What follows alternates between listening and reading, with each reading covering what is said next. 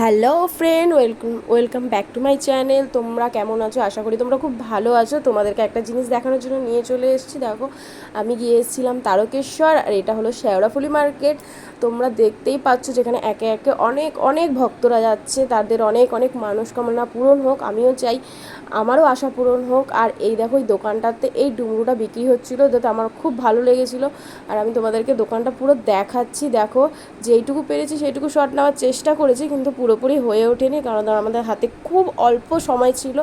অল্প সময়ের মধ্যে আমি যেইটুকু পেরেছি সেইটুকুই শট নিয়েছি। তোমরাও আমার পাশে দেবো। আর এই দেখো, সবাই কি সুন্দর সেজে দল বেঁধে যাচ্ছে। আর আমি এইখানে এসেছি, এ দেখো আমাদের সব কেনাকাটি করছে। এখনও আমাদের কেনাকাটি হয়নি কিছু, সব আমরা ওখানে গিয়েই দেখছি। আর এই দাদা, বৌদি, আমার হাজব্যান্ড, এরা দেখছে যে কি নিলে কি ভালো হয়। এই ঘটনা আর এখানে সেই কথাবার্তা চলছে।